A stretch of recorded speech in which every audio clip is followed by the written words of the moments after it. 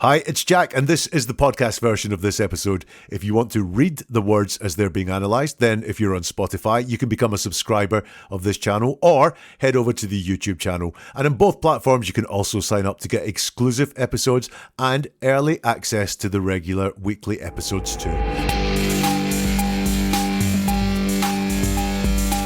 Wendi Adelson is very calm on the stand. She very calmly says she doesn't remember using WhatsApp.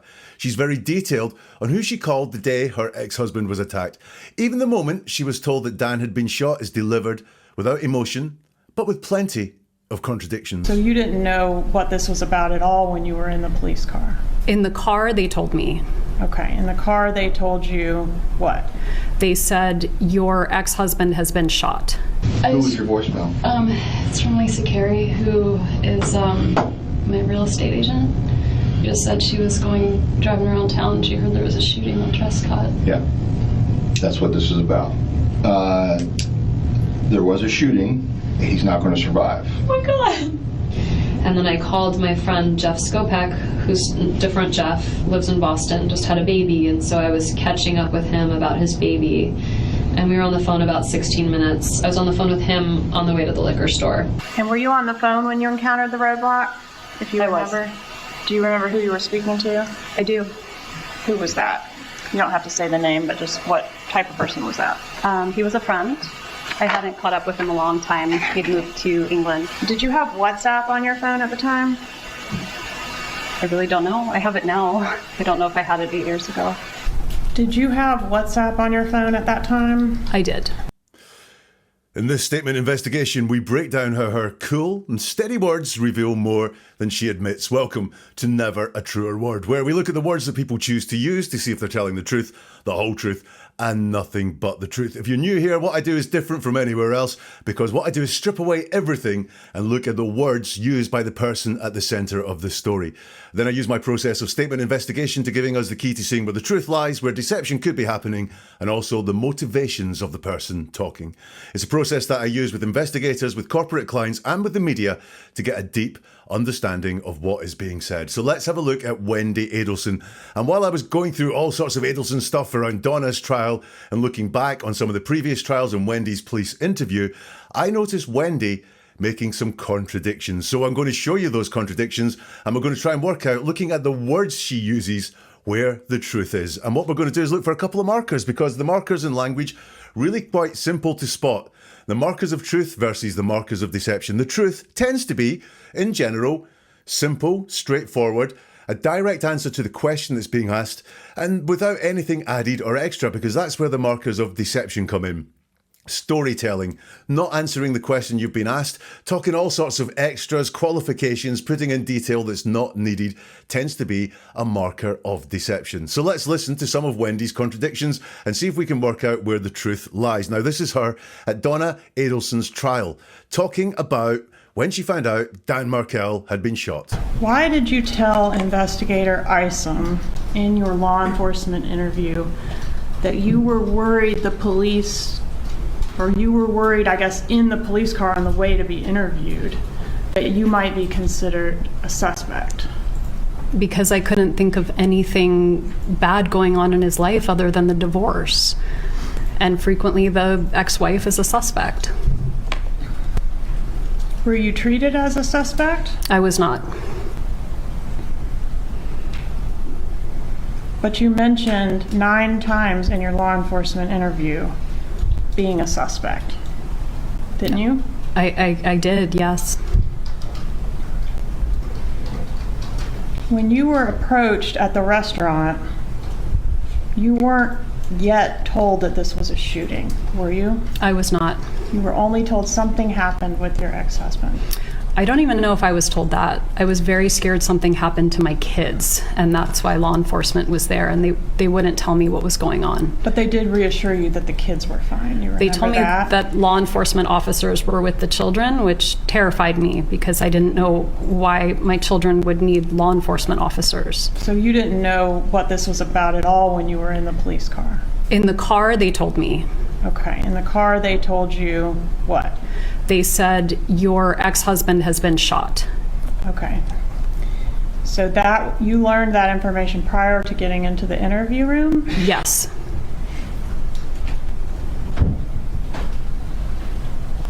Okay. Now, it's that huge pause between, yes, I learned that going into or prior to getting into the interview room, and the okay from Georgia, the prosecutor, that made me really interested in this version of events. So it was put to her that she said she was a suspect in the police car. And she says, yeah, well, the ex-wife is normally a suspect. Then the question is, but you mentioned 9 times in your law enforcement interview being a suspect, didn't you? Now, I said Wendy is very calm and cool normally. Here we have a little bit of a stutter. I did. Yes. When we stutter, we've got stress going on. Now, we don't know the reason for the stress. We can just say there's a stutter, there is some stress going on. And what is the stress going on here? Well, listen, it's joining herself to the thing she's about to say with the word I. When we stutter on the I, quite often psychologically we are having trouble joining ourselves and saying the words that join ourselves to the thing. I did, yes. So she's probably stressed about mentioning 9 times in her law enforcement interview she was a suspect. Also interesting, if you watch more of Wendy's trial, she has no trouble saying I don't remember when it suits her, just saying I don't remember. Or even here, I don't know the exact number of times that I mentioned being a suspect. However, she confirms 9 times she mentioned being a suspect. I did, yes. Next question. When you were approached at the restaurant, you weren't yet told this was a shooting, were you? She says, I was not. Talked about markers of truth. There's a truthful answer. When she was approached at the restaurant, you weren't told this was a shooting, were you? She confirms that. I was not. Very simple, very straightforward. You were only told something happened with your ex-husband, and she says, I don't even know if I was told that. I was very scared something happened to my kids, and that's why the law enforcement was there. And they wouldn't tell me what was going on. So I don't even know if I was told that. It's a statement in the negative. She's not confirming anything. It's I don't even know, so it's kind of vague. So now she is just leaving this up in the air, potentially because it's the truth. Potentially she doesn't want to be trapped by saying anything definitive. I don't even know if I was told that. And now that is all that is needed to be said to answer that question. Look at the question. You were only told something happened with your ex-husband. I don't even know if I was told that. Would just deal with that question. But she goes extra. And when we say extra things, it's always very revealing because it means that either we want to add something in that works to our benefit, something that's important for us to say, or we want to divert away from what was being put to us because that's not very helpful to us and onto something more helpful. Is that what is going on here? I was very scared something happened with my kids. So she's bringing in the concept of being scared, which she will do again in this question and answer session. Something had happened to my kids, so her focus was on her kids. And by the way, remember, she's a mom. Maybe people will feel more sympathetic to a mom being worried about her kids when law enforcement turn up. And that's why law enforcement was there, and they wouldn't tell me what was going on. Now, we have a contradiction here, because at the very start, she said, I don't even know if I was told that, which is that vagueness. I don't even know if I was told that, but obviously the opposite could be true as well. I could have been told that. They wouldn't tell me what was going on. But wait a minute, would they not tell you what was going on? Or do you not know what you were told? There's a contradiction there in that one answer. Not the big contradiction we're going to look at, but a contradiction in that answer. Curious, why is she not consistent all the way through that? The next question that is put to her, but they did reassure you the kids were fine, you remember that?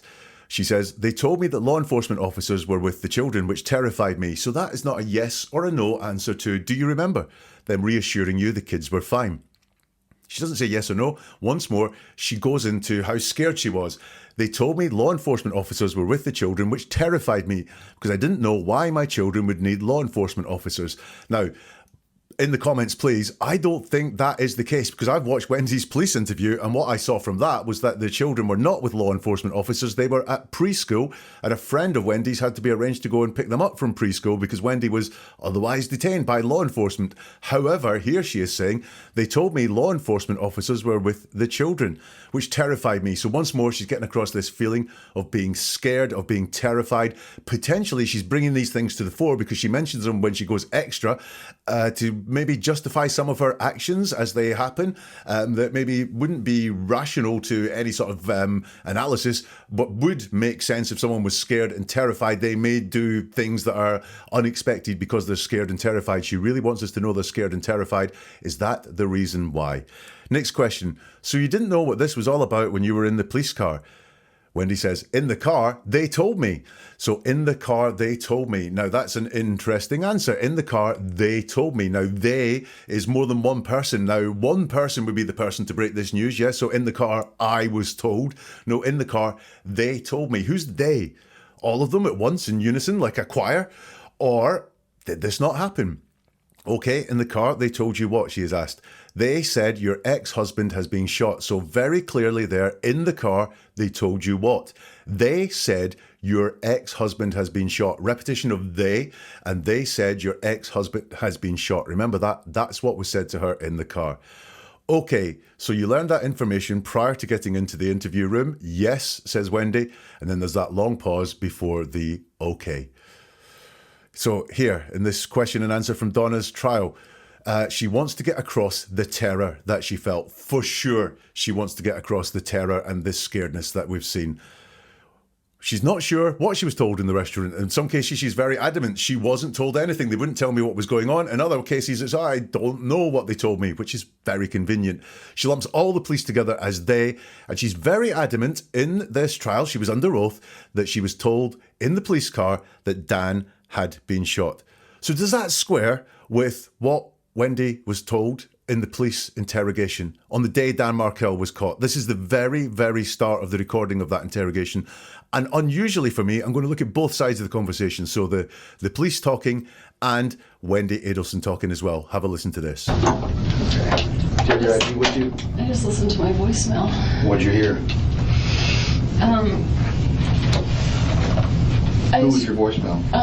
It's from Lisa Carey, who is my real estate agent, or who I had gone with to find a house. She just said she was driving around town and she heard there was a shooting on Trescott. Yeah. That's what this is about. I'm sorry you had to hear it that way. I'm sorry, I didn't know if I should. It's all right. Just leave it there. Is it still on? It's right there.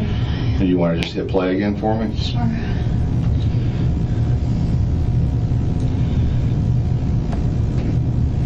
Hey, it's Lisa Carey. It is Friday, and I feel like an idiot doing this, but I just heard that there was a shooting over on Trescott, and I promise I'm not trying to be dramatic or even nosy. I don't know, just checking on you, my friend. I hope all is well. I hope your sweet boys are well, and if there's anything you need, let me know.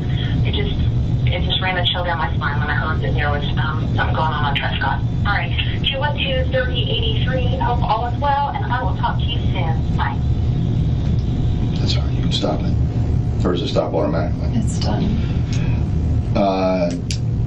There was a shooting at your home, or your ex-husband's home, at 2116 Trescott. Okay. Your ex-husband, Daniel, all right, has been taken to the hospital. He's not going to survive. Oh my God. Okay?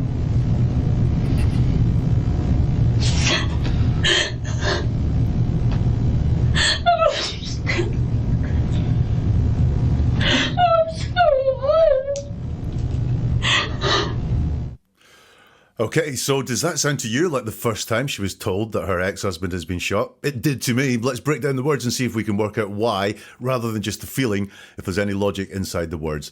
So the first thing she says to the detective is, I just listened to my voicemail. So that's saying that she's already heard the voicemail. It's not on tape as to whether she had listened to that voicemail or not.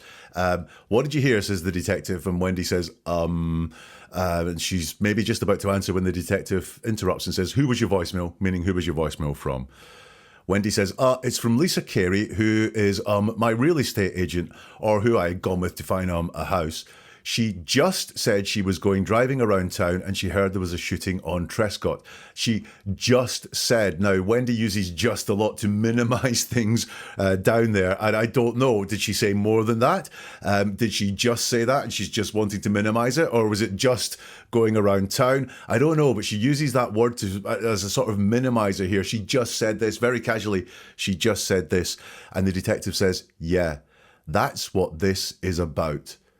Now, that sounds to me like the very first time this detective certainly, has told Wendy that. And you'll notice that Wendy doesn't use anything to say this is the estate agent confirming information that I already know. There's no words there to say, yeah, she's just called me to tell me there's been a shooting as well, or anything like that at all. She is bringing this information as if it is fresh and presenting it as if she is fresh. There's missing words there. If she'd heard about this before, we would hear something to confirm that this voicemail matched what she already knew or what she had already been told, or even partially matched what she already knew or what she had been told. There's none of that there.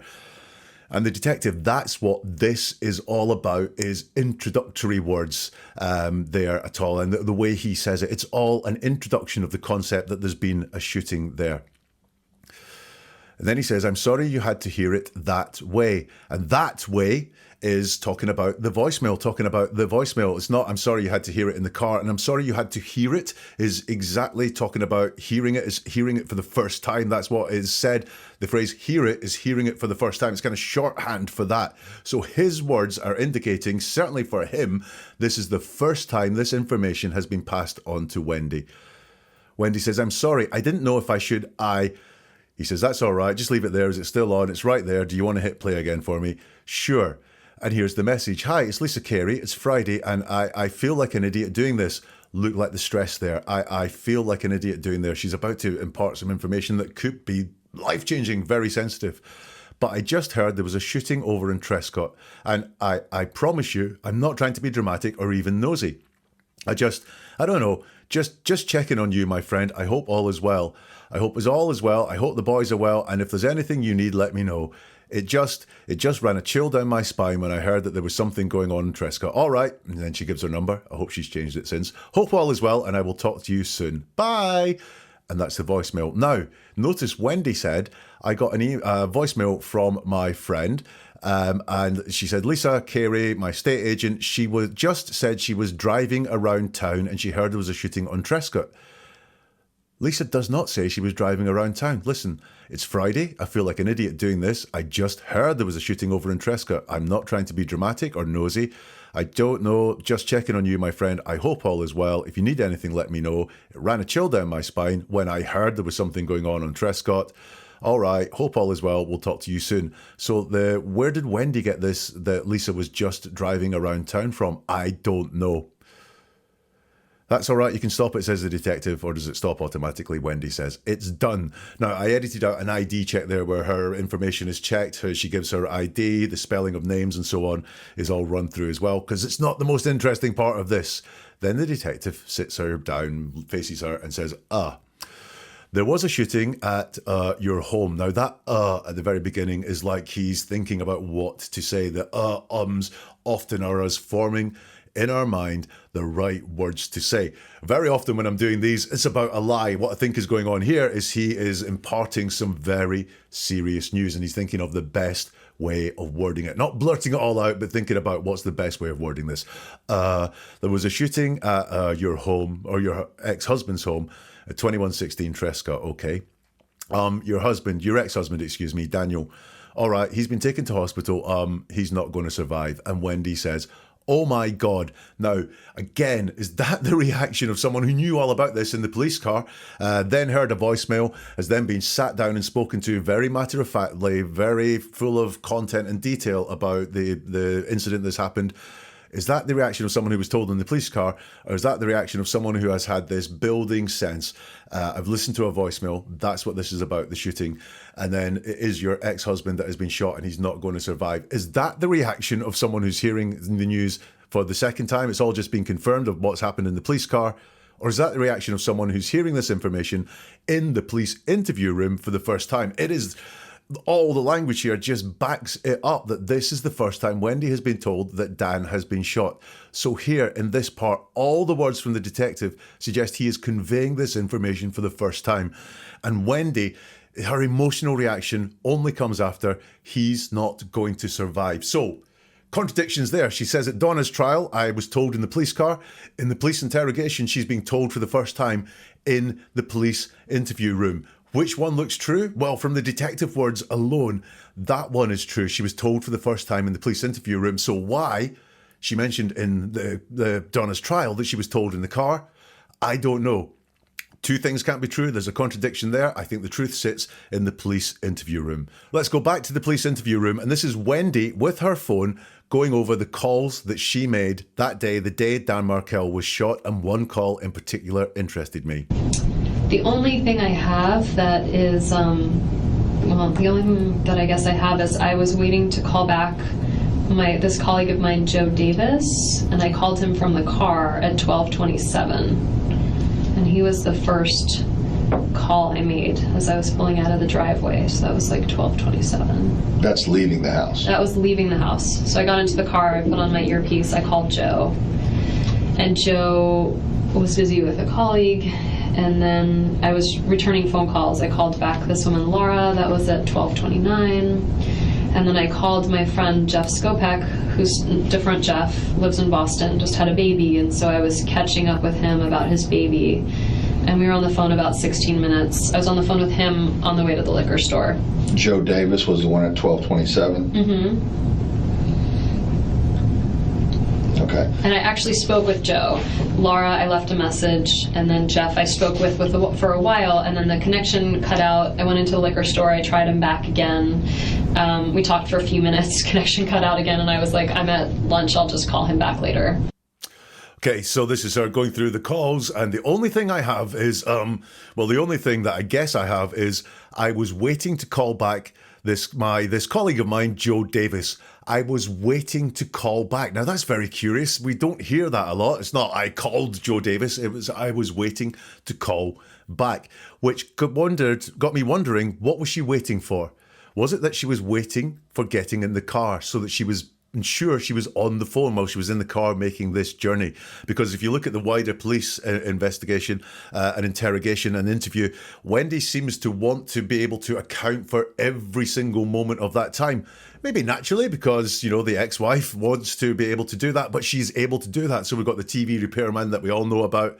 We've got the emails that she was sending. You can check my email logs. There'll be proof of my emails there.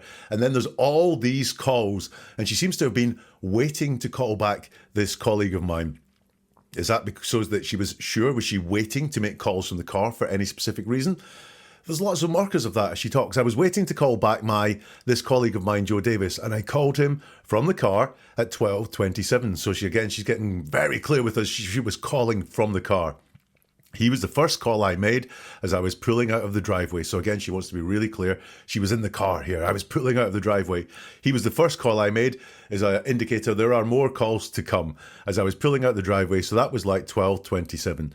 That was leaving the house, asked the detective. She agrees that was leaving the house. So I got into the car, I put on my earpiece, I called Joe, and Joe was busy. So we've got a kind of double action here because she's already called Joe. She was pulling out of the driveway, and then she's got back into the car. So I was getting into the car, put on my earpiece, and I called Joe. She's called Joe twice. Very comfortable saying that she called Joe, or she really wants to get across, she called Joe from the car. I called Joe, and Joe was busy with a colleague. And then I was returning phone calls. So again, I've got this sense that she was saving up phone calls to make from the car. Now, maybe that was just a time thing. I'm a very busy person. Can't do much else when I'm in the car but return phone calls. But she really seems to have been saving up phone calls for this car journey. By the way, that's the car journey that took her down Trescott, where Dan lived, where the shooting happened. That she is very vague on. I called back this woman, Laura. That was at 12:29. Now, she knows this because she's going through her phone and the phone log there. This woman, Laura. Not as much detail on Laura as there is on the other people. It's just this woman, Laura. That was at 12:29. And then, and please remember this as we go on, I called my friend Jeff Skopak. She probably has the name on the call log, so she knows who it is. I called my friend Jeff Skopak, who's a different Jeff, lives in Boston. So this is a data point I want us to remember. 12:29. From the car, she called her friend Jeff Skopak, who lives in Boston. Just had a baby, and so I was catching up with him about the baby. So now we know the person, Jeff Skopak, lives in Boston, and the content of the phone call, he's just had a baby, so I talked to him about his baby. And we were on the phone for about 16 minutes, so that's a long time on the phone, 16 minutes on the phone to Jeff Skopak, lives in Boston, talking about the baby. I was on the phone with him on the way to the liquor store. Joe Davis was the one at 12:27, is what is asked. That's going back to Joe. And actually, I spoke with Joe. Laura, I left a message. And then Jeff, I spoke with for a while. And then the connection cut out and I went into the liquor store. So she really wants to zone in on this 16-minute call. Spoke with Joe. Laura left a message. Jeff, I spoke with for a while. Was that what she was looking for in the calls from the car? Was she looking for someone she could talk to for a while? Joe was busy. Laura didn't answer. Jeff, oh, thank God Jeff was there. And we spoke for 16 minutes for a while. And then the connection cut out. I went into the liquor store. I tried him back again. We talked for a few minutes, connection cut out again. I was like, I'm at lunch, I'll just call him back later. So that's the story of that. So just remember some data points there, which is, number one, she seems to have been saving up phone calls to make on the car journey. And number two, she was on the phone to Jeff Skopak from Boston, from the house to the liquor store. Okay, that's who she was on the phone with, the guy who just had the baby. Jeff Skopak from Boston, from the house to the liquor store, including Trescott, by the way, implicit in what she says there, and they spoke about the baby. Now let's go to the trial of Catherine Magbanawa, and this is Wendy talking about who she spoke to on the drive that took her past Trescott. And were you on the phone when you encountered the roadblock? If you remember. Do you remember who you were speaking to? I do. Who was that? You don't have to say the name, but just what type of person was that? He was a friend.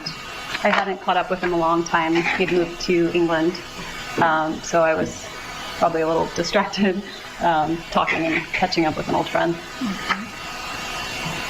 And when you encountered, at the time that you encountered the roadblock or shortly thereafter, did you call the daycare?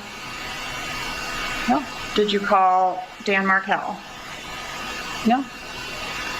Did you do anything to reach out to any of the players that we've talked about in this case?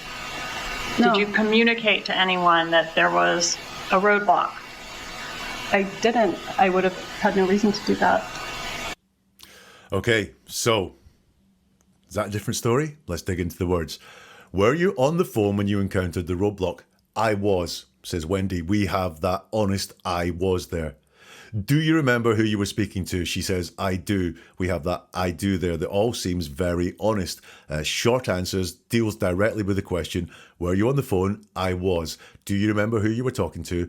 I do. Short answers, deal with the question, indicates she's being truthful there, and I see no lies whatsoever when she's talking there. Who was that? You don't have to say the name, but just what type of person was that? He was a friend. I hadn't caught up with him in a long time. He'd moved to England, so I was probably a little distracted, talking and catching up with an old friend. Now, he was a friend. So this person doesn't seem to be a friend anymore at the time of this trial. He was a friend at the time of the call. I hadn't caught up with him in a long time. He'd moved to England. Well, wait a minute. When she was going through the phone log, it was Jeff Skopak in Boston, but now we have a friend who'd moved to England. Yeah, the name has disappeared, but she was asked, you don't need to say the name if you don't want to say the name, so that's fair. But Boston, England, two different places. I wondered if New England came into it, but there is no new in there. So I was probably a little distracted, talking and catching up with an old friend. Let's just compare that. He was a friend. I hadn't caught up with him in a long time. He'd moved to England. So I was probably a little distracted, talking and catching up with an old friend. Versus, I called my friend Jeff Skopak, who's a different Jeff, lives in Boston, just had a baby, and so I was catching up with him about the baby. These are two different calls to two different people. One's in Boston, one's moved to England. One's someone I hadn't caught up with an old time, and I was talking and catching up with an old friend. And the other one, I was catching up with him about a baby. So we've got two different people that she was on the phone to, one in the police interview and one in the trial of Catherine Magbanawa. Which one is true? Well, look, it's a direct contradiction. Both are stated with certainty.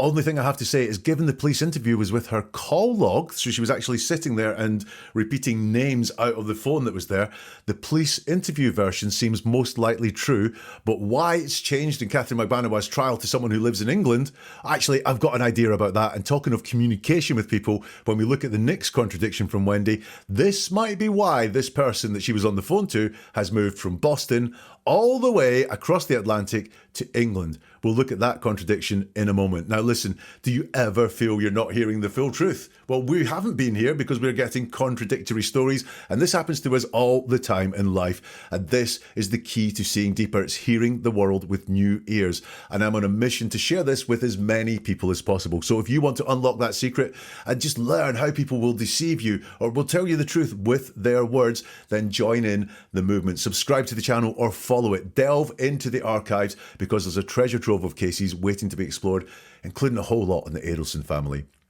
Do you know someone who needs this? Someone who could do with hearing the truth in their life? Then do share this with them. Recommend it to them. Even just pressing the like button helps this get out to more people, because for never a truer word, every single click and every single share fuels the fire. It's me and you versus everyone else. It allows me to dig deeper when people get involved and interact. It allows me to analyze further and bring this life-changing skill to even more people. Right, let's go back to Wendi Adelson on the stand, and she is talking at Catherine Magbanawaz's trial again. Listen carefully. Did you have WhatsApp on your phone at the time? I really don't know. I have it now. I don't know if I had it 8 years ago. Did you communicate with anyone on WhatsApp or similar technology to relay any information about the murder of your husband? Absolutely not.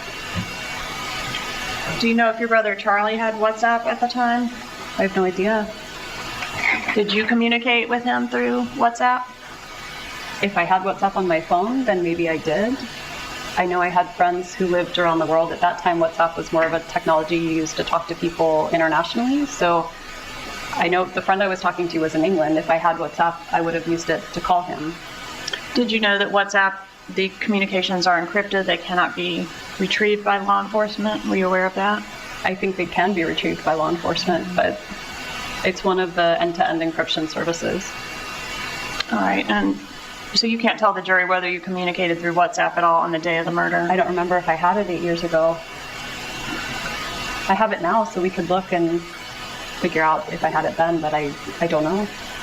All right, did you ever communicate with Catherine Magbanawaz at any time through WhatsApp? I never communicated with her at all. Right, so let's look at Wendy's WhatsApp. Did you have WhatsApp on your phone at the time? And the answer is, I really don't know. I have it now. I don't know if I had it 8 years ago. Now, notice here that although she is unsure, uncertain, she's not ruling it out. I really don't know. Now, that really can be persuasive. It's not, I don't know. It's, I really don't know. Don't question this. I really don't know. I'm turning the severity of my not knowing up a notch. I really don't know means the same thing as I don't know, but I really don't know. It's just turning up the severity of what is said there. Sometimes people use that to make it sound more believable. I have it now. I don't know if I had it 8 years ago. So she's taken a slight off ramp there, a slight diversion. I really don't know. I have it now.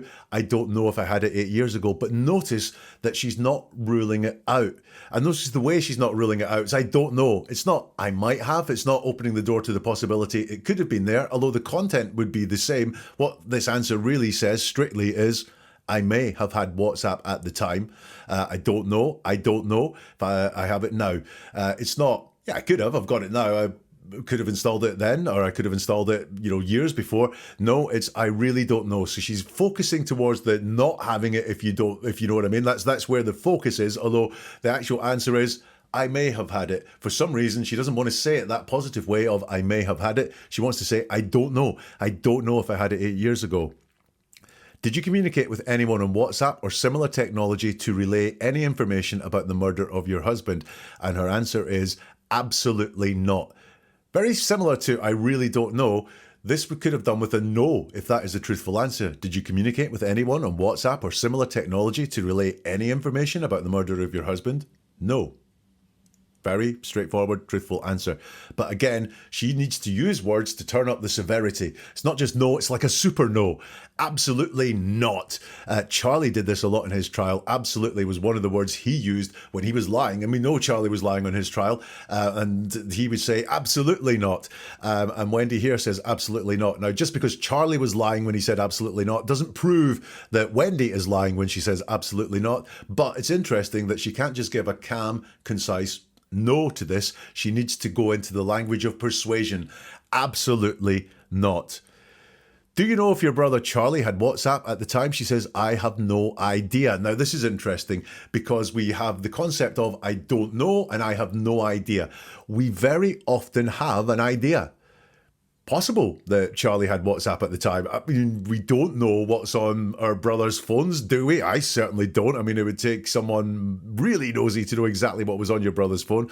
Now, she could have said, I don't know what was on Charlie's phone. However, she says, I have no idea. Well, she does have an idea. The idea is, yes, he might have. Doesn't mean to say that she communicated with him on WhatsApp at all. It just means he may have, but she again wants to turn this all away from the fact that WhatsApp could have been involved. I have no idea.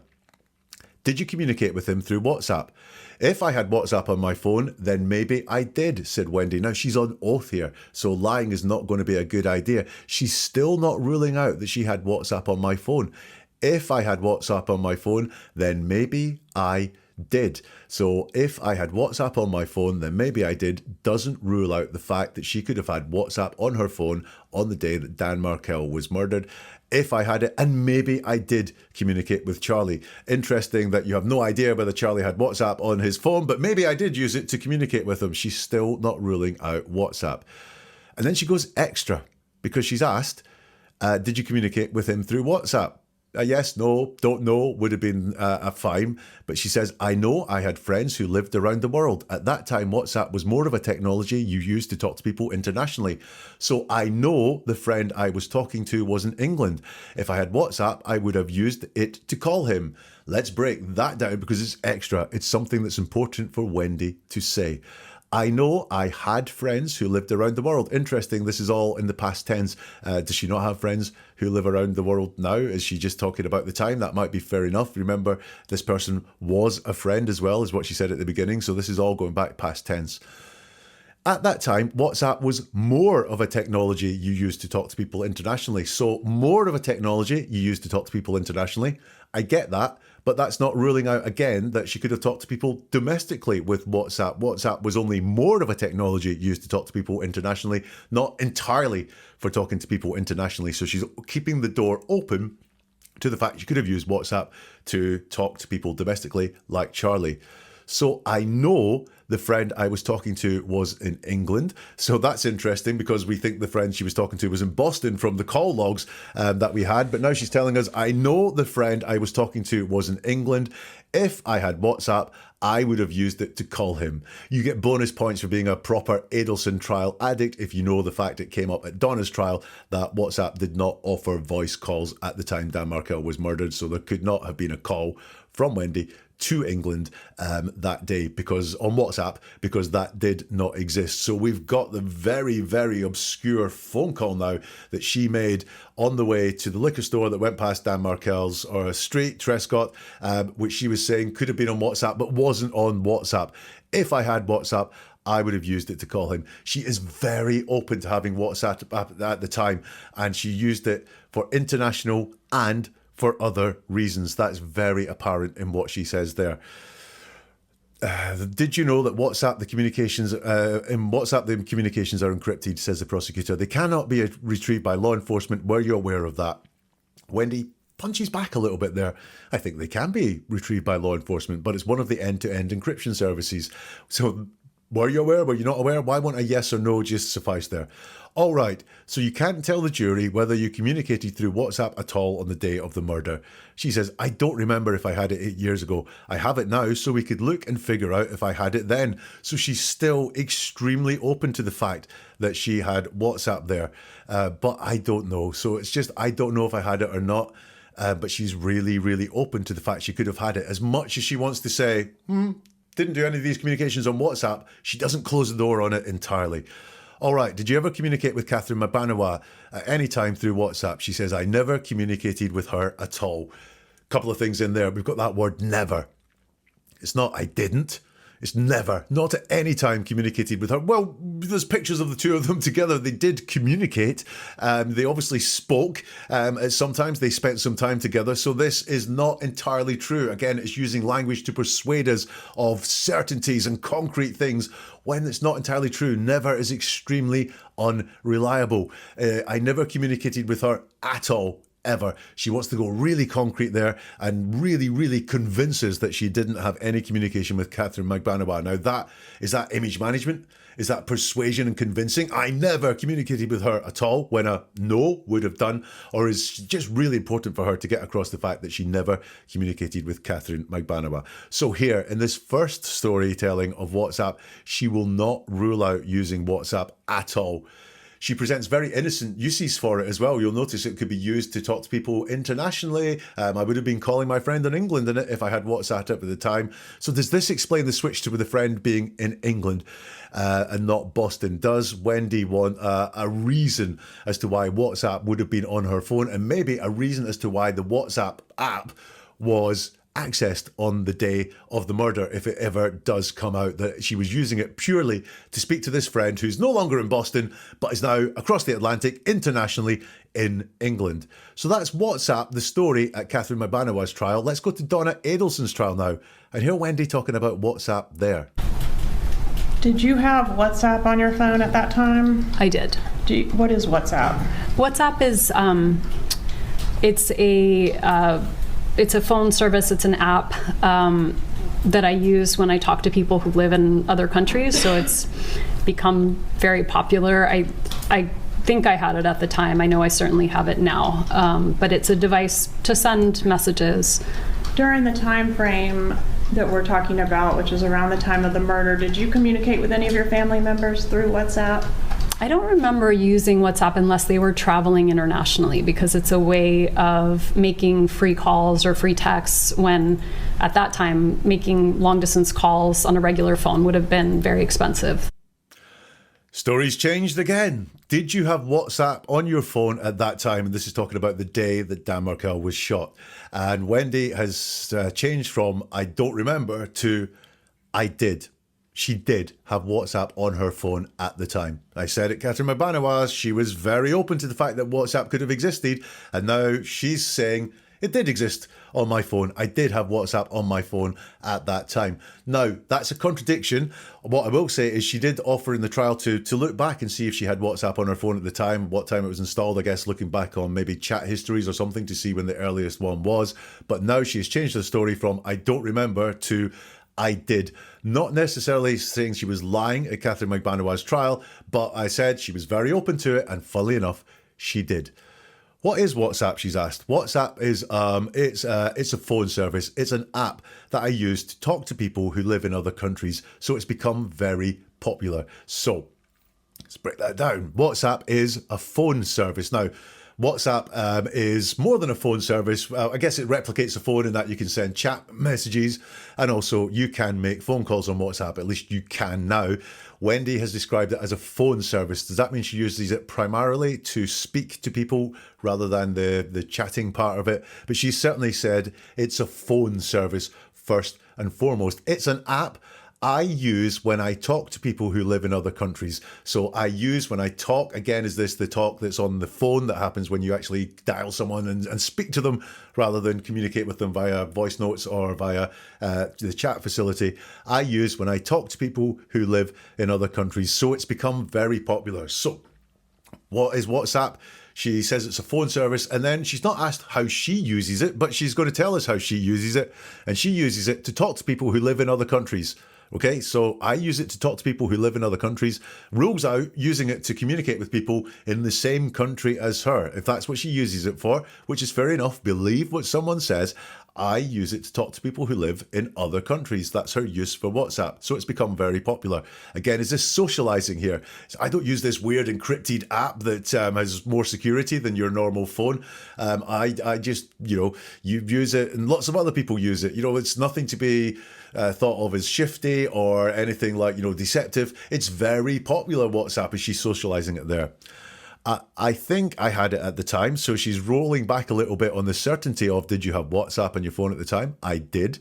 And now, once again, it's just the door is open to having WhatsApp. I think I had it at the time. Now, this is the door still open. It's a little bit vague, like the Catherine Magbanua testimony was, but you'll notice this time she's open to the possibility that it's there. She's not sort of closing off and going, I don't remember.